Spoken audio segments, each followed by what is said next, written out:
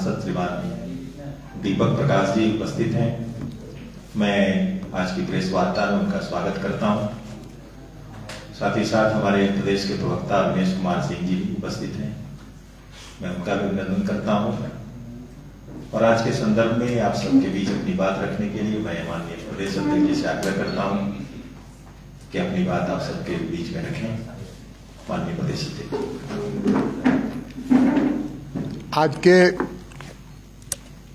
आज के इस पत्रकार वार्ता में आए हुए तमाम मीडिया कर्मी को मैं अपनी ओर से, भारतीय जनता पार्टी के झारखंड प्रदेश की इकाई की ओर से अभिनंदन करना चाहता हूं। और हाल के दिनों में जो घटनाएं घटी, राजनीतिक घटनाएं घटी राज्य में, उसका आप सब लोगों ने जिस ढंग से लोकतांत्रिक और लोकतंत्र का जो प्रहरी होता है उसकी भूमिका अपने निभाने का काम किया, उसके लिए भी मैं आपके प्रति आभार और बधाई और धन्यवाद देना चाहता हूं। हम सब कोई जानते हैं कि राज्य में सब कुछ ठीक नहीं चल रहा है।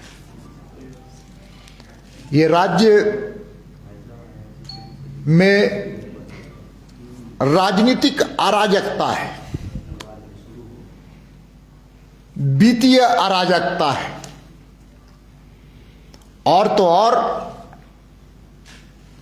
पूरे झारखंड के मस्तक पर आज प्रश्न चिन्ह लगाने वाली बैठी हुई सरकार हेमंत सोरेन की सरकार है। इस राज्य के अंदर हम सब कोई जानते हैं भ्रष्टाचार की छूट लगातार 32 महीने से की जा रही है।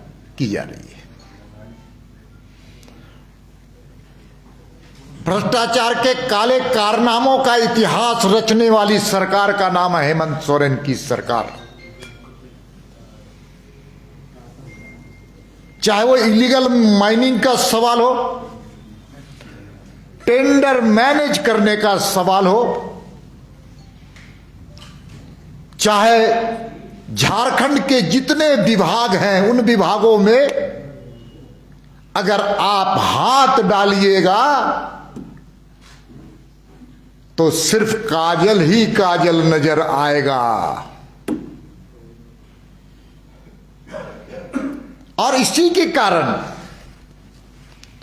जो सत्ता में रसूख रखने वाले लोग थे, चाहे वो प्रशासनिक पदाधिकारी हो, चाहे सत्ता के दलाल, जो सत्ता के कॉरिडोर में घूम रहे थे, वो भ्रष्टाचार में लिप्त थे और जिसके कारण उनको आज जेल की यात्रा सहनी पड़ रही है। वे कौन लोग हैं? उनका संरक्षण कौन दे रहा था? इन संदर्भ में लगातार भारतीय जनता पार्टी झारखंड प्रदेश की इकाई, जिला की इकाई, मंडल की इकाई और हमारी बूथ की इकाई लगातार इन विषयों को लेकर के जनता की आवाज, जनता की अभिव्यक्ति बनकर के सड़कों पर उतरी हुई थी। चाहे वो भ्रष्टाचार का मामला हो, कानून व्यवस्था का मामला हो, तुष्टीकरण की राजनीति का मामला हो, और अब सब कोई जानते हैं जिसके कारण भारतीय जनता पार्टी के कार्यकर्ताओं को यातना भी सहनी पड़ी, फर्जी मुकदमे भी राज्य के सरकार के द्वारा की गई। लेकिन भारतीय जनता पार्टी हार नहीं मानने वाली है और ना हार मानती। हम लगातार संघर्ष कर रहे हैं और आगे भी संघर्ष करते रहे। आप सबको जानते हैं कि जिस प्रकार से प्रखंडों में भारतीय जनता पार्टी का प्रदर्शन हुआ है और जनता का जन समर्थन मिला है, ये इस बात का द्योतक है कि इस सरकार से हेमंत सोरेन की सरकार से राज्य की जनता निजात पाना चाहती है, निजात पाना चाहती है। 263 प्रखंडों में भारतीय जनता पार्टी के कार्यक्रम हुए और 2,73,000 लोग उसमें शामिल हुए। इसी आंदोलन को हम आगे बढ़ाना की प्रक्रिया हम कर रहे हैं। अब हमारे जिले में भी कार्यक्रम कल से शुरू होगा और वो कार्यक्रम 25 तक चलने वाला है। दोस्तों, हम सबको जानते हैं कि ईडी के द्वारा राज्य सरकार के सम्मानित मुख्यमंत्री को समन दिया गया था और भारतीय जनता पार्टी की मान्यता है कानून का सम्मान सबको करना चाहिए, लोकतांत्रिक संस्थाओं का सम्मान करना चाहिए, न्यायालय का सम्मान करना चाहिए। लेकिन जिस प्रकार से सत्ताधारी दल, चाहे वो झारखंड मुक्ति मोर्चा हो, कांग्रेस हो और आरजेडी के नेताओं ने जिस प्रकार से राजनीतिक नौटंकीबाजी करने का काम किया और ऐसा जनता के सामने अपने आप को पेश करने का काम किया जैसे लगता था कि देश की आजादी की लड़ाई लड़ करके वो आ रहे हैं।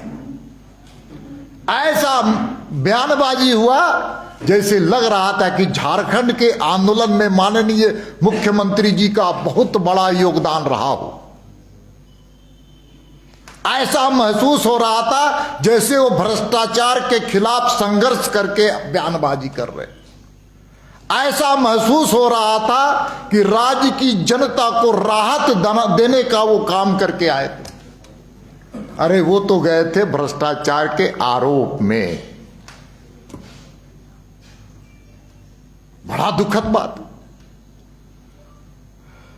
हर झारखंड जो वर्तमान राज्य की सरकार है, वो राज्य की सरकार लगातार काले कारनामों का इतिहास बनाने वाली सरकार है। महिलाओं के अनाचार के सवाल पर दुनिया में, भारतवर्ष में प्रथम, हत्या के मामले में भारत में प्रथम और विकास के मामले में पूरी तरह से शून्यता। ये हम नहीं कह रहे हैं, जो भारतवर्ष के जो सर्वेक्षण जो आए हैं वो बहुत ही घोर आपत्तिजनक, अपमानजनक है झारखंड के लिए। और तो और एक नया रिकॉर्ड भी यहां पर बनाने का काम इस राज्य के मुखिया ने किया। पहली बार देश की आजादी के बाद पहली बार कोई मुख्यमंत्री को ईडी समन किया है, जिसके चलते 3.5 करोड़ जनता के मस्तिष्क नीचे हुआ है। आज भी जो कुछ मुख्यमंत्री जी को भूलने की भी आदत हो गई है। वे पंकज मिश्रा को पहचानते नहीं, वे अमित अग्रवाल को भी नहीं पहचानते, पूजा सिंघल को भी नहीं पहचानते और दाऊ यादव जो आज फरार है, वो फरार है कि फरार करवाया गया है। ये भारतीय जनता पार्टी की मांग है कि जल्द से जल्द उसको गिरफ्तार किया जाए।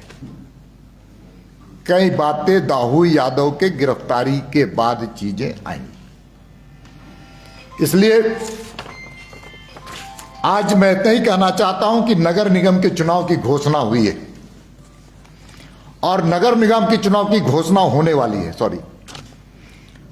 और नगर निगम की चुनाव की घोषणा बिना पिछड़े वर्ग को आरक्षण दिए की जा रही है। राज्य की सरकार एक तरफ पिछड़ों का मसीहा बनने का प्रयास करती है, तो दूसरे तरफ से नगर निगम में पिछड़ों के अधिकारों से वंचित करते हुए चुनाव की घोषणा करने जा रही है। दूसरे तरफ आप सब कोई जानते हैं कि नगर निगम में जब से ये सरकार बनी है, हेमंत सोरेन की सरकार, तब से होल्डिंग टैक्स में इजाफा हुआ है। जो वाटर कनेक्शन था उसमें इजाफा हुआ है। नागरिक सुविधाओं का अभाव हुआ है और नगर निगम के चुनाव में सामाजिक समरसता को भी तोड़ने का ये षड्यंत्र कर रहे हैं। इसलिए भारतीय जनता पार्टी की मांग है कि पिछड़ों का अधिकार को वंचित न करते हुए पिछड़ों के अधिकारों के साथ युक्त ये चुनाव हो। साथ ही साथ हम सब जानते हैं कि राज्य में मुख्यमंत्री जी इतना विधवा विलाप कर रहे हैं, राजनीतिक नौटंकीबाजी कर रहे हैं। थोड़ा इस राज्य की गवर्नेंस के बारे में भी वो थोड़ा विचार करें कि किस प्रकार से प्रधानमंत्री जी के द्वारा भेजे हुए नितांत आवश्यक लोगों के लिए गरीब कल्याण अन्न योजना में मात्र 12% लोगों को अक्टूबर में लाभ देने का काम किया गया।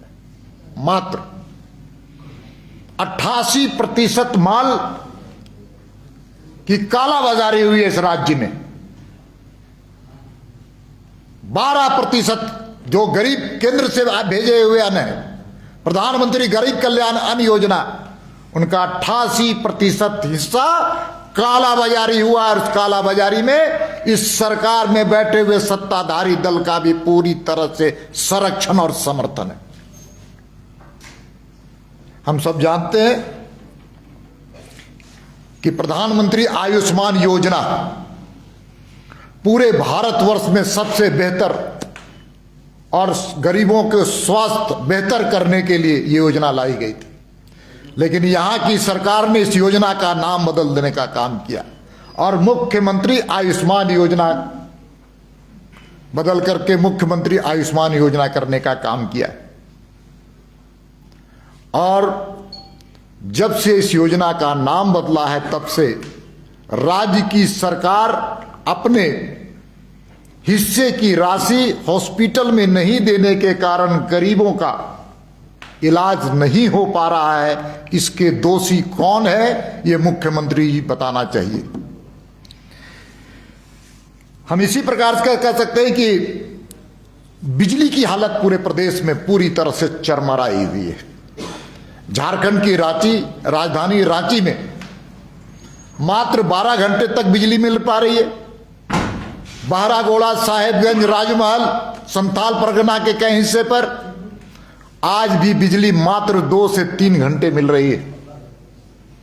इसलिए मुख्यमंत्री जी, आप जो राजनीतिक नौटंकी कर रहे हैं उससे बेहतर है कि आप जनता के हितों का ध्यान रखते हुए बिजली कैसे बेहतर हो, अनाज कैसे पहुंचे, आयुष्मान योजना कैसे ठीक हो, इस पर विचार करना चाहिए।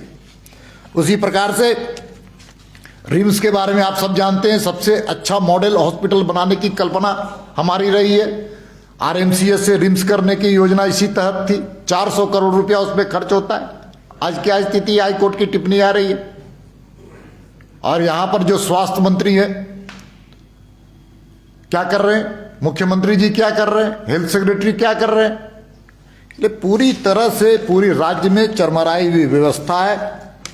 हम सबको जानते हैं कि बिजली के अभाव में भी धनबाद में एक पेशेंट को टॉर्च से उसकी सर्जरी हुई। इस तरह से हम देखते हैं कि पूरी तरह से आदिवासी और पिछड़े समाज की और दलित समाज की चिंता व्यक्त करने वाली सरकार वास्तविकता में इसके अलग है। जो गरीबों को, गरीब छात्रों के लिए कल्याण विभाग के द्वारा आदिवासी और दलित समाज के लिए जो पोर्टल के माध्यम से जो उनको राशि मिलती थी, जिसको कौन राशि कहते हैं, अरे उन पोर्टल में छात्रों को, पोर्टल के माध्यम से छात्रों को कल्याण विभाग के द्वारा छात्रवृत्ति मिलती थी। उस छात्रवृत्ति आज लाखों छात्रों को नहीं मिल पा रही है क्योंकि पोर्टल खुल नहीं पा रहा है। गरीब छात्र आज परेशान है।